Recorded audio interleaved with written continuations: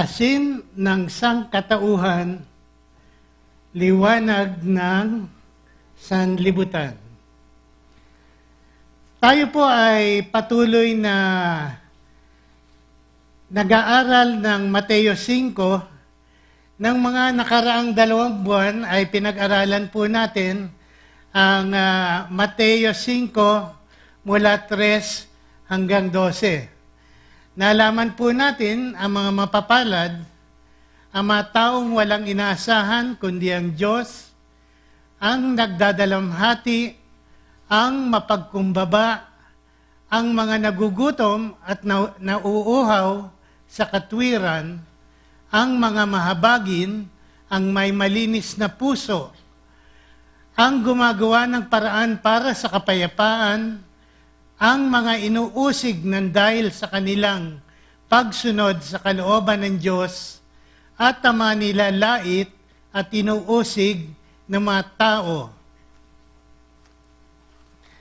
Tayo po ngayon ay nasa Mateo 5:13 hanggang 16.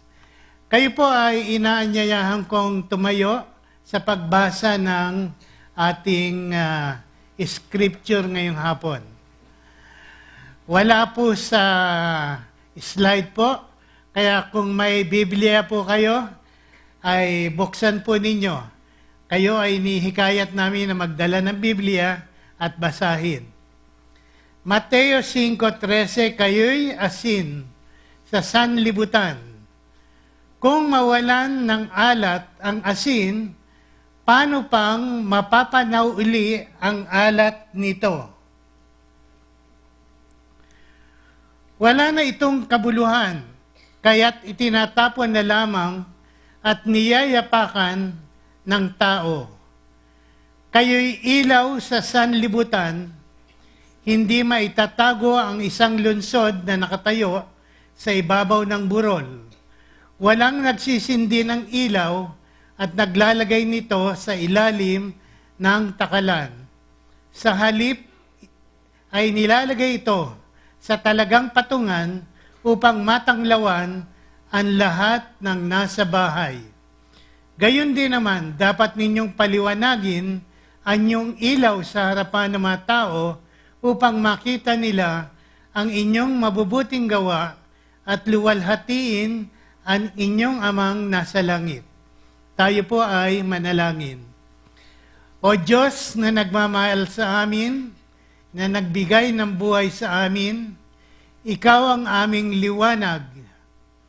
Magsalita ka ngayong hapon sa amin, bigyan niyo kami ng puso na bukas, matuto at mabago dahil sa inyong salita.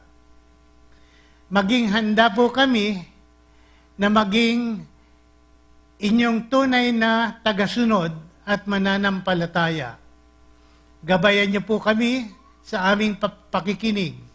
Sa pangalan ni Jesus, Amen. Tayo po ay magsiupo. Alam po natin ang asin.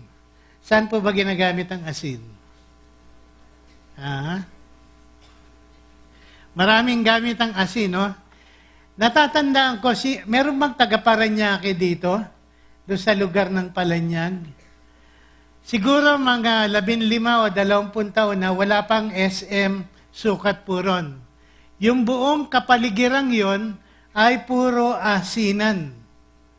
Doon po nanggagaling ang asin na binebenta dito sa lugar na ito sa Alabang. Doon sa Paranaque.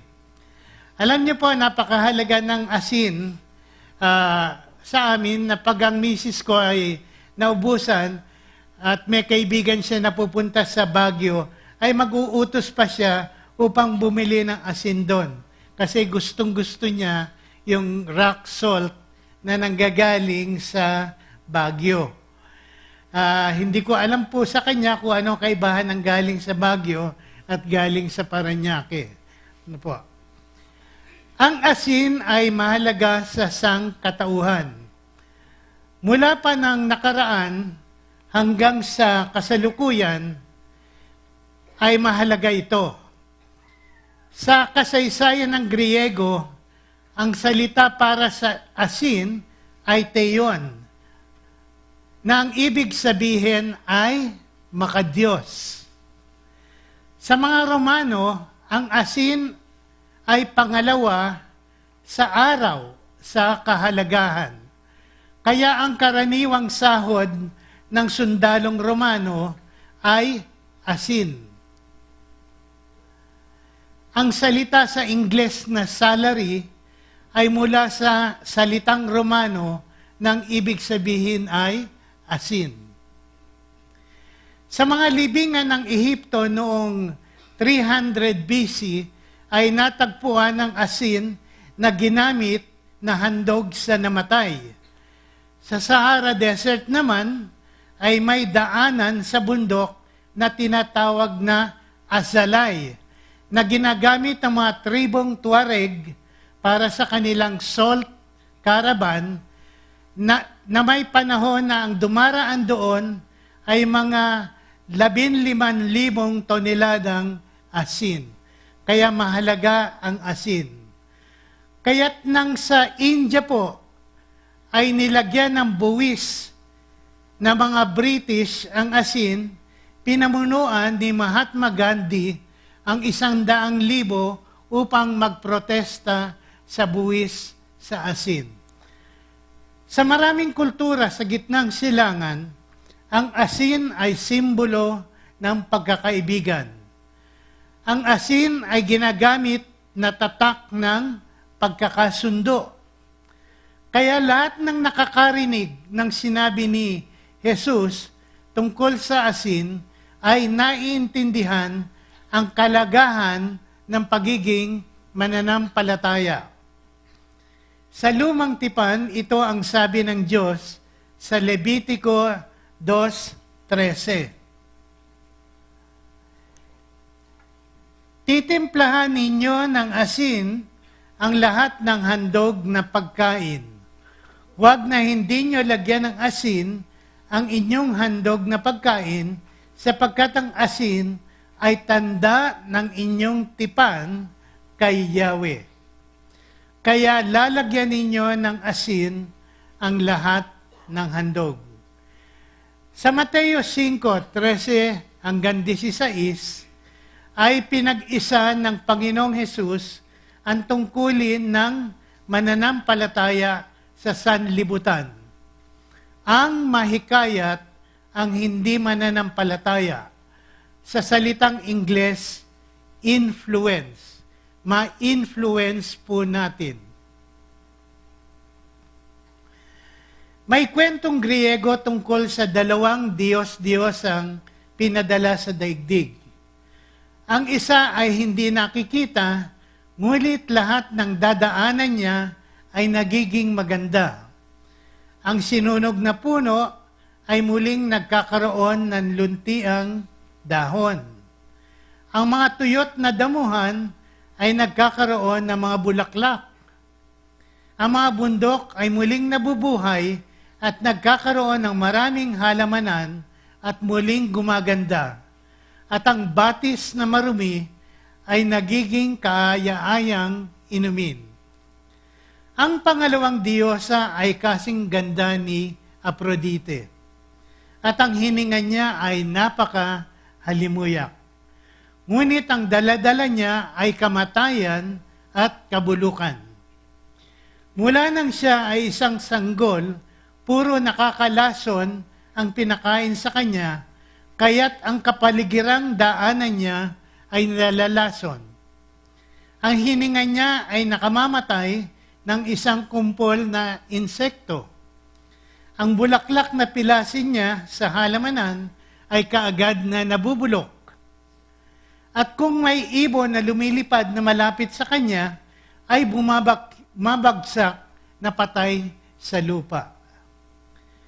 Kaninong Diyosa mo maikukumpara ang sarili mo? Ikaw ba ay nakahihikayat sa pananampalataya mo sa iyong pamumuhay? Ang kahalagahan ng tamang paghikayat ay nagsisimula sa ating tahanan. Ating tignan ang buhay ni Jonathan Edwards.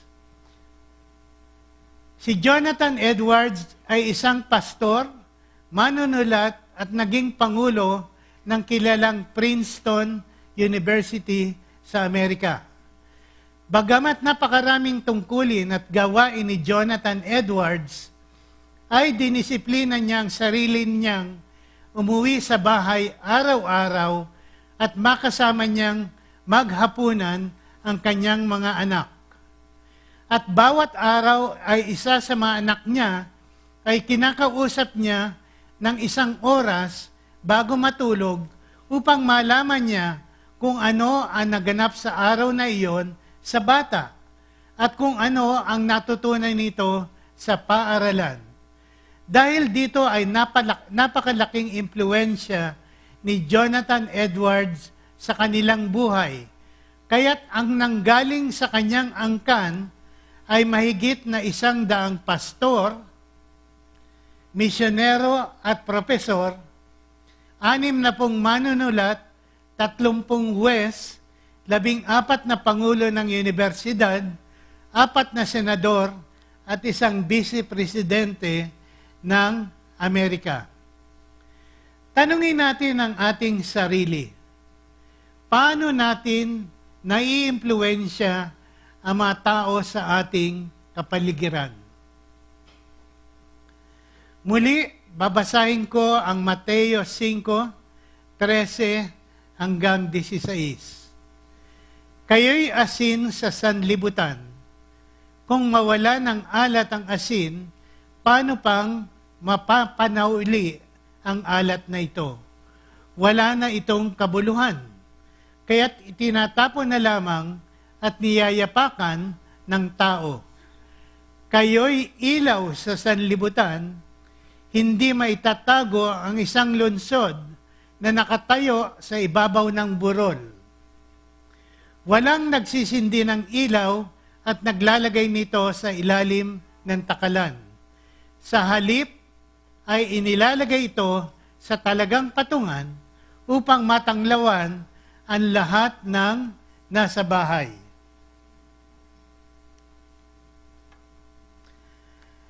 Sa Mateo 5:13 hanggang 15, ay tinalakay ni Jesus kung paano may impluwensya ng mga mananampalataya ang daigdig patungo sa kabutihan. Ito ang naging panalangin ni Jesus para sa mananampalataya niya.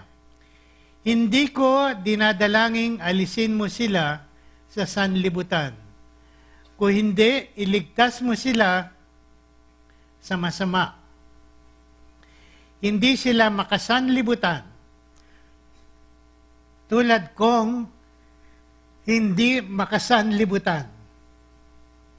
Kung paano mo ako sinugo sa sanlibutan, gayon din naman, sinusugo ko sila sa sanlibutan. Yan po ay matatagpuan sa 1:17, 15 hanggang 16 at 18. Ito ang tagubilin sa atin ng Panginoon sa unang sulat ni Juan 2:15. Huwag ninyong ibigin ang sanlibutan o ang mga bagay na nasa sanlibutan. Ang umiibig sa sanlibutan ay hindi umiibig sa Ama. Ang mga mananampalataya ni Kristo ay hindi dapat maihalin tulad sa pamumuhay ng daigdig, kung hindi mahikayat ito. Nandirito tayo sa daigdig, ngunit hindi tayo tumutulad sa kanila. Kung tayo ay mamumuhay ayon sa turo ni Jesus, sa Mateo 5:3 hanggang 12, may mga taong mahihikayat, ngunit marami rin ang mang-aalimura at uusig sa atin. Ang sabi sa atin ni Pablo sa pangalawang Korinto 2:14 hanggang 16, at sa pamamagitan natin ay pinalaganap ng Diyos ang mabangong halimuyak, ang pagkakilala kay Kristo.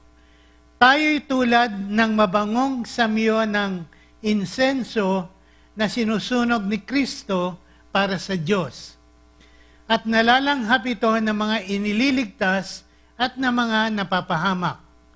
Sa mga napapahamak, ito ay isang nakamamatay na alingasaw. Ngunit sa mga inililigtas, ito'y halimuyak na nagdudulot ng buhay. Ang ating pamumuhay ay nararapat na magkaepekto sa kabutihan bagamat tayo ay inuusig. Ang sabi sa unang sulat ni Pedro, chapter 2, verse 9, pinili kayo ng Diyos upang maging sa Kanya at maghayag ng mga kahangahangang gawa niya. Siya rin ang tumawag sa inyo mula sa kadiliman tungo sa Kanyang kagilagilalas na kaliwanagan. Bagamat si Jesus ay nagsasalita sa libu-libong tao, ang Kanyang itinuturo tungkol sa kaharian ng Diyos ay angkop lamang sa mga tunay na mananampalataya o tunay na tagasunod niya. Ikaw ba ay tunay na mananampalataya o tagasunod ni Kristo? Ang mga tinuturo ni Jesus sa Mateo 5:3-12 ay panawagan ni Jesus sa mga tagasunod niya na mamuhay upang mahikayat ang mga tao. Tayo ay tinawag upang ipamuhay ang turo ni Kristo sapagkat ito lamang ang kapani-paniwalang paraan para maipakilala natin siya sa iba. Kinakailangan ng daigdig ang asin dahil ito ay bulok at kailangan rin ito ng ilaw dahil ito ay nasa kadiliman. Ang pananaw na biblikal ay nagsasabi na ang daigdig ay bulok at patuloy na nabubulok.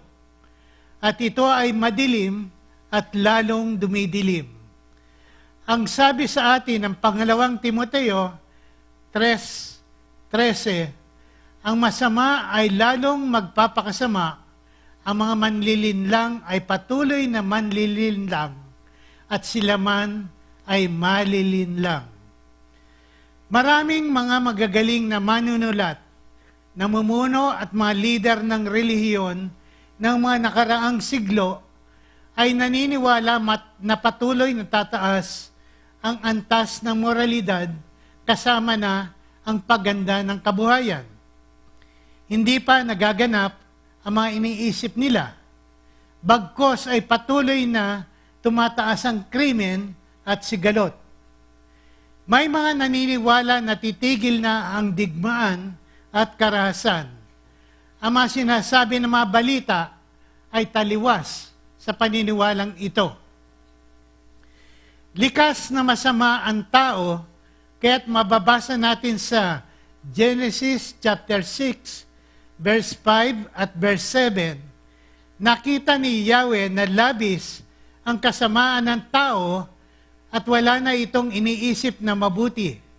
Sabi niya, lilipulin ko ang lahat ng taong aking nilalang. Ngunit matapos ang ilang henerasyon na sa baha ay isang pamilya lamang ang nakaligtas, nasulat naman sa Genesis 19:25-28, tinupok ni Yahweh ang malunsod na iyon at ang buong kapatagan. Lahat ng mamamayan doon, pati na ang matanim. Mula roon ay tinanaw niya ang Sodoma at Gomora at ang buong kapatagan. Nakita niyang pumailan lang ang makapal na usok na parang nagmumula sa malaking hurno. Ngunit ang tao ay hindi pa nagbabago matapos ang mahigit na 6,000 taon. Kaya ang sinasabi sa atin ng pangalawang sulat ni Pedro, chapter 3, verse 7 at verse 10, sa bisa rin ng salitang ito, nananatili ang langit at lupa upang tupukin sa apoy pagdating ng araw ng paghukom at pagparusa sa masasama. Sa araw na iyon, ang kalangitan ay biglang mapaparam na may nakapangingilabot na ugong. Matutupok ang araw, buwan, at ang mga bituin, at ang lahat ng sa lupa ay malalantad. Sana po ay wala na tayo pag naganap iyon. Ang sangkatauhan ay talamak ang kasalanan at ayaw nilang bitawan ito. Kaya ang sabi ni Juan 3, sa 3, verse 19 at hanggang 20, hinahatulan sila sapagkat naparito sa sanlibutan ang ilaw, ngunit inibig pa na mga tao ang dilim kaysa liwanag, sapagkat masama ang kanilang magawa. Ang gumagawa ng masama ay ayaw sa ilaw at hindi lumalapit dito upang hindi mahayag ang kanilang mga gawa. Bagamat pataas ng pataas ang karunungan ng tao, ito'y walang epekto sa kanilang moralidad. Kaya't sabi sa pangalawang Timoteo, chapter 3, verse 7, lahat na'y ibig matutunan, ngunit kailanman hindi sila makaunawa ng katotohanan. Ang sabi ni Bertrand Russell, isang bantog na manunulat, nag-aral ako ng filosofiya ng 76 na taon, ngunit wala akong napala ngayong patapos na ang buhay ko. May mga siyentipiko na nag-aakala na kapag tinanggal mo ang ilang bahagi ng utak, ay mababago ang isang tao. Meron namang nagsasabi na mawawala ang krimen at karahasan sa pamamagitan ng genetic engineering. Ngunit maliwanag ang sabi ni David sa awit 51:5. Ano ang sabi dito? Ako'y masama na mula pa ng iluwal. Makasalanan na mula ng isilang. Ang sabi naman ni Jeremias sa chapter 17 verse 9, sino ang makauunawa sa puso ng tao? Ito'y magdaraya at walang katulad. Wala ng lunas ang kanyang kabulukan. Patindi ng patindi ang digmaan, krimen, immoralidad at perversion. Kaya sabi sa atin sa Roma 1, nahahayag mula sa langit ang puot ng Diyos laban sa kalapastanganan at kasamaan ng mga taong sumisiil sa katotohanan sa pamamagitan ng kanilang kasalanan. Kahit nakilala na nila ang Diyos, ay hindi nila pinaparangalan bilang Diyos ni pinasasalamatan man lang. Sa halip, naghahaka-haka sila ng mga bagay na walang kabuluhan at nadidimlan ang kanilang mga hangal na isipan. Sila'y nagmamarunong, ngunit lumitaw ng mga hangal. Tinalikdan nila ang katotohanan tungkol sa Diyos at pinalitan ng kasinungalingan. Sapagkat ayaw nilang pumilala sa Diyos, hinayaan sila ng Diyos sa kanilang masamang pag-iisip at sa mga ditumpak na asal. Naging alipin sila ng lahat ng uri ng kasamaan, kabuktutan, kasakiman, masasamang isip. Napuno sila ng pagkainggit at masamang hangarin na humaling sa pagpatay, pagtatalo, pandaraya. Sila ay masitsit, mapanirang puri, napupuot sa Diyos, walang pakundangan, mapagmataas, mayayabang, mapagkatha ng kasamaan, mga suwail sa magulang, mga hangal, mga taksil, mga walang puso, at hindi marunong lumingap sa kapwa. Hindi natin dapat tanggapin tayong kapulungan ng mananampalataya ang kasamaan ng daigdig. Tayo ay tinawag upang sila ay hikayatin sa liwanag, ngunit hindi dapat mamuhay ng ayon sa kanilang pamamaraan. Sa Mateo 5:13 hanggang 14 ay maliwanag ang salitang kayo sa pagtukoy ni Jesus sa asin at liwanag. Ang ibig sabihin ay walang iba kung hindi tayo ang asin at liwanag.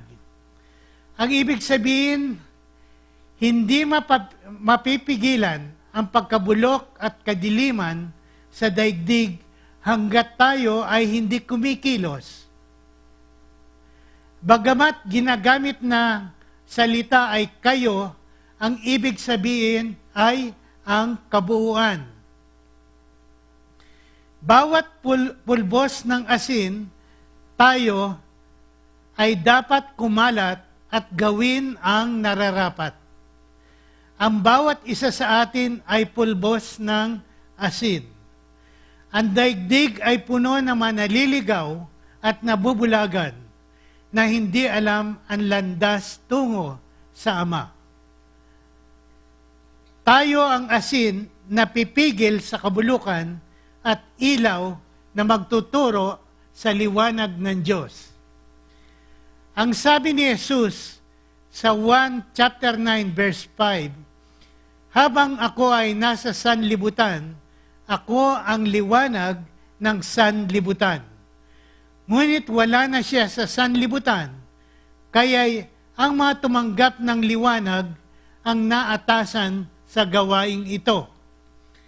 Ang sabi ng Efeso 5:8, dati nasa kadiliman kayo, ngunit ngayon nasa liwanag. Sapagkat kayo'y sa Panginoon, mamuhay kayo gaya ng nararapat na mga taong naliwanagan. Ang pagpapala na natanggap natin sa Mateo 5:3 hanggang 12 ay may kasamang tungkulin. Ang mga mananampalataya ay dapat ipakita ang kaputian ng asin sa kanilang buhay. Gaya ng sabi sa Santiago 1:26, kung inaakala ni naman na siya ay talagang relihiyoso, ngunit hindi naman marunong magpigil ng dila, dinadaya lang niya ang kanyang sarili at walang kabuluhan ang kanyang pagiging relihiyoso. Ang mananampalataya ay nararapat matulad sa Diyos na nagbibigay ng araw at nagpapadala ng ulan sa nananampalataya at hindi nananampalataya.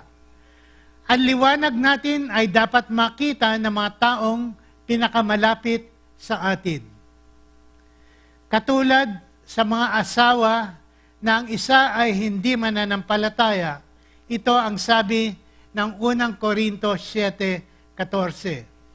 Sapagkat ang lalaking hindi pa sumasampalataya ay nagiging katanggap-tanggap din sa Diyos sa pamamagitan ng kanyang asawa, at ang babaeng hindi pa sumasampalataya ay nagiging katanggap-tanggap sa Diyos sa pamamagitan ng kanyang asawa. Yan po ay pinakita sa akin ng misis ko. Ang misis ko ay naging liwanag sa aking buhay. Siya ang naunang naging mananampalataya sa amin. Sa buhay niya ay nakita ko ang pagbabago. Bagamat ako'y nagkasala sa kanya ng malabis, ako po ay pinatawad niya. Sa pagpapatawad niyang iyon sa akin, ay nakita ko ang pagpapatawad ni Jesus. Ang kapulungan ng mananampalataya ay dapat parang asin na kapag inilagay sa isang sugat ay nakasasakit. May isang babae at isang lalaki ang pumunta sa kanilang pastor upang ikasal sila.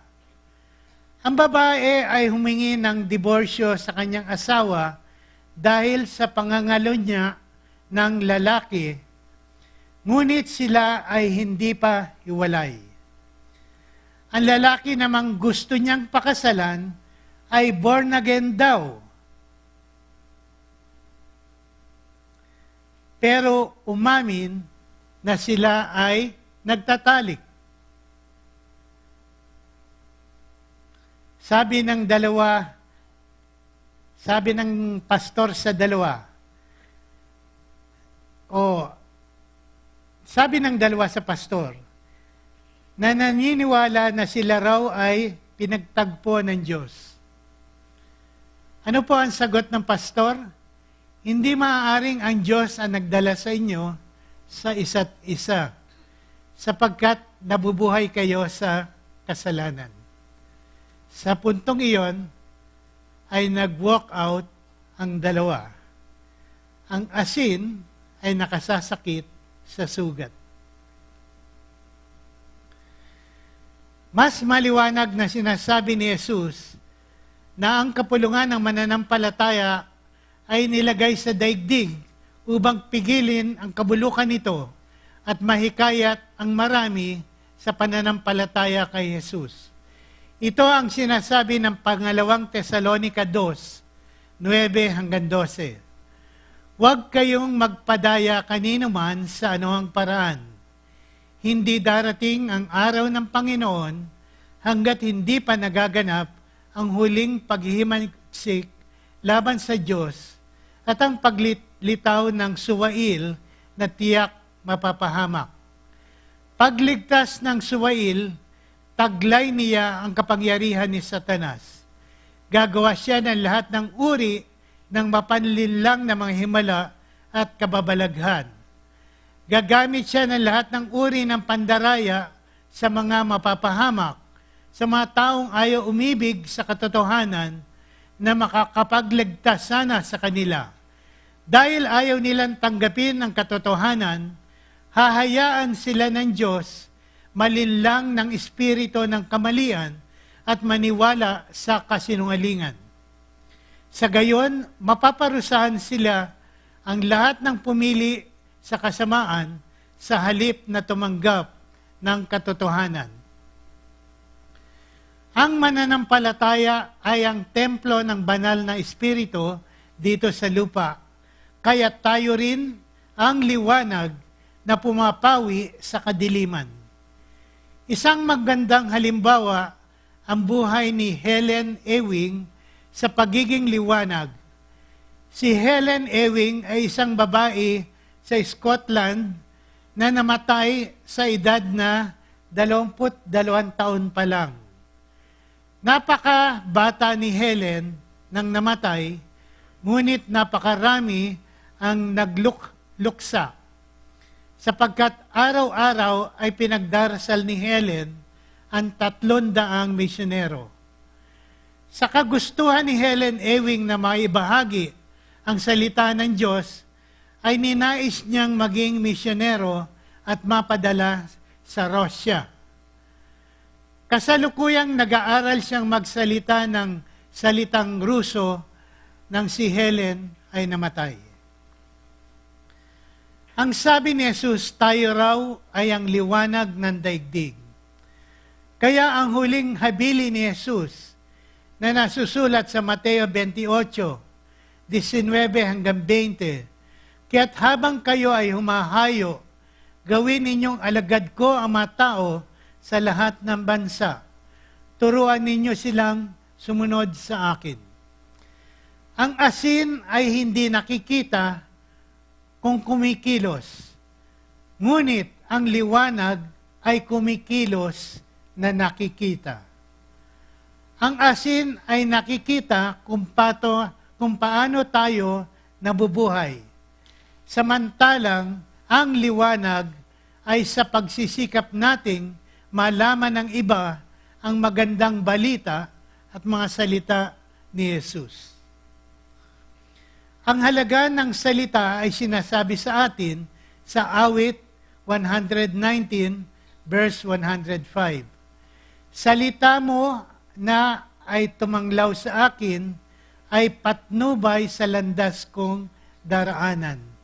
Liwanag na tumatanglaw. Ang mga tagasunod ni Kristo ay naatasang ipahayag ang liwanag niya na sinusulat sa Lucas 1:79.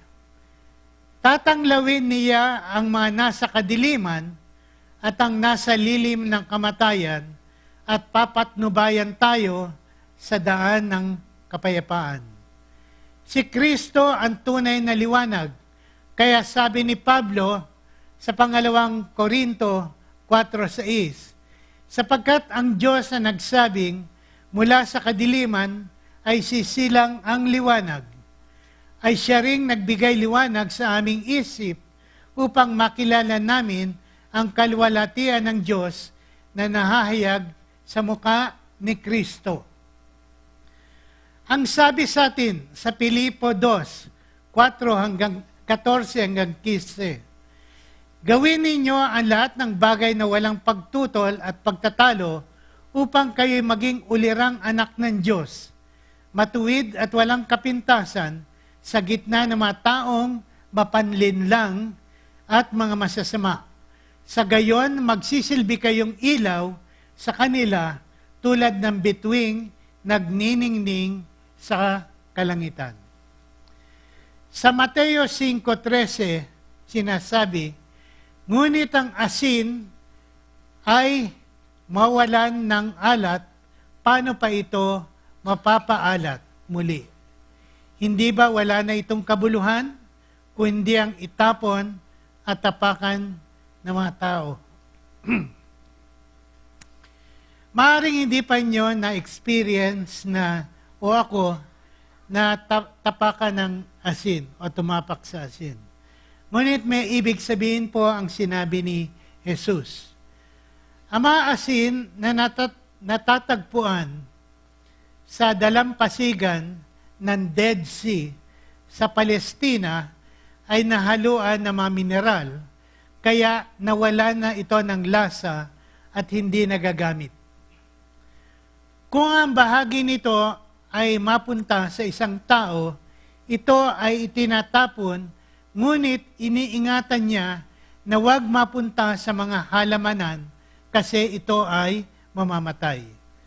Kaya ang gagawin ng tao ay itatapon ito sa lansangan upang lakaran at mahalo sa lupa. Ang isang mananampalataya ay nawawalan ng halaga sa kaharian ng langit kung ang pamumuhay niya ay hindi nakahihikayat sa mga hindi nananampalataya. Kung ikaw ay hindi nagpapahayag ng liwanag sa asawa at anak mo, kung ikaw ay hindi naiiba sa pagkilos mo sa kapwa manggagawa mo, ay tanungin mo ang sarili mo. Kung ang liwanag natin ay hindi nakikita dahil tinatago natin, dahil ayaw nating maka-offend, o kaya ay hindi natin pinapahalagahan, ating pinapakita kay Kristo na tayo ay hindi tapat sa Kanya. Ito po ang unang prinsipyo sa ating napag-aralan. Tayo ay tinawag upang maging asin at liwanag sapagkat tayo ay nakatanggap ng liwanag ni Kristo. Kailan mo nakilala si Kristo at naliwanagan ka sa katotohanan? Paano mo binabahagi ang liwanag ng magandang balita sa mga tao sa iyong paligid? Paano ka naging asin sa nabubulok mong kapaligiran? Tayo ay tinawag upang maging asin at liwanag sapagkat tayo ay nakatanggap ng liwanag ni Jesus. Gayon din naman, dapat ninyong paliwanagin ang inyong ilaw sa harapan ng mga tao upang makita nila ang inyong mabubuting gawa at luwalhatiin ang inyong amang nasa langit. Ang sinasabi sa atin ng Mateo 5:16 ay hindi tayo ang dapat mapansin kung hindi ang kabutihang nilikha sa atin ng Panginoon. Ang papuri ay nararapat nakatuon sa Ama na nasa langit. Lahat ng ating gagawin ay dapat magbigay puri sa Panginoon. Sinasabi na ang muka ng ministrong si Robert Murray McCheyne ay gano'n na lamang ang liwanag, kaya lahat ng tumitig sa kanya ay napapaluhod upang tanggapin si Kristo na tagapagligtas. Gayon din naman ang Pranses na si François Penelon, na dahil sa kadalasan niyang makipagniig sa Panginoon, na ang mukha niya ay nagpapahayag ng liwanag na galing sa Diyos. Kaya nga ang sabi ng isang ayaw kumilala sa Diyos ay, ayokong makasama isang gabi lang ang taong yan, sapagkat kinabukasang umaga ay mananampalataya na ako. Ganyan ba ang nakikitang liwanag sa iyo ng mga tao? Kaya sila ay tumitingin sa kaluwalhatian ng Diyos? Ang sinasabi ng Efeso 2:10, sapagkat tayo'y nilalang ng Diyos, nilikha sa pamamagitan ni Kristo, upang iukol natin ang ating buhay sa paggawa ng mabuti. Yan ang layuning pinili ng Diyos para sa atin nung una pa man. Nilalang tayo ng Diyos na kawangis niya, at lahat ng nilalang ng Diyos ay mabuti ayon sa Genesis. Hindi lang tayo nilalang na mabuti, ngunit tayo ay nilikha upang iukol ang ating buhay sa paggawa ng mabuti. Ang sabi ng unang Korinto chapter 5 verse 24, at pinatay na mga nakipag-isa kay Kristo ang kanilang makasariling pagkatao, pati na ang mga masasamang hilig nito. Ano ngayon ang dapat maghari sa buhay ng mananampalataya ni Jesus upang ang Ama ay mabigyan ng papuri? Ang sabi ng unang Korinto 5:26, huwag na tayong maging palalo. Huwag na nating galitin ang isa't isa at huwag na tayong mag-inggitan. Ang sabi sa atin sa unang Tesalonica 4:3, kalooban ng Diyos na kayo'y magpakabanal at lumayo sa lahat ng uri ng kahalayan. Si Charles Gordon ay isang kilala at minahal na general ng Inglaterra noong 1800. Si Gordon ay kilala sa magagaling niyang taktika sa digmaan, katapangan, at sa kalunos-lunos na kamatayan niya. Ngunit kakaunting mga tao ang nakaalam ng matibay na pananampalataya ni Gordon sa Panginoon at ang walang pagod niyang paglilingkod sa mga mahihirap. Napakaraming mga batang lansangan ang binigyan niya ng tahanan, tinuruan ang salita ng Diyos, at nagsilbing guro ng mga batang ito upang ang mga bata ay matutong bumasa at sumulat. Daan-daan damit at sapatos ang kanyang binili at pinamigay sa mga batang ito. Napakarami rin niyang tinulungan ng mga matatandang walang nag-aalaga, mga babaeng pang-aliw, mga kriminal at malapit ng mamatay. Tanungin mo ang sarili mo, ang buhay mo ba ay nakatuon lamang sa iyong kabuhayan? O sa buhay, ang buhay mo ay liwanag sa mga nangangailangan? Nabubuhay ka ba para mabigyan ng papuri ang Amang nasa langit. Ang pangalawang prinsipyo man natin sa hapong ito, ang mga tao sa ating kapaligiran ay nararapat makita ang kaluwalhatian ng Panginoon sa liwanag na nakikita sa buhay natin.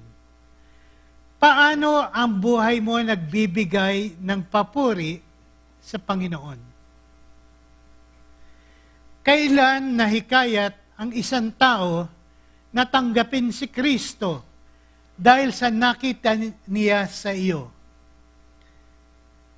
Ano pa ang dapat mong baguhin sa iyong buhay upang mabigyan ng papuri si Kristo?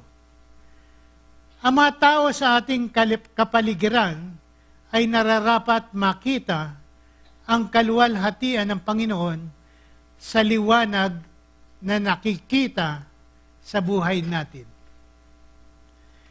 Ang paghikayat sa hindi mananampalataya ay higit na kapani-paniwala kung nakikita nila ang ginawa ni Kristo sa buhay natin. Tayo po ay manalangin. Amang nasa langit, ang inyo pong salita ay maaring naging asin sa aming mga sugat. Ngunit, Panginoon, bigyan mo kami ng pusong handang mabago at bigyan ka ng kapurihan sa buhay namin.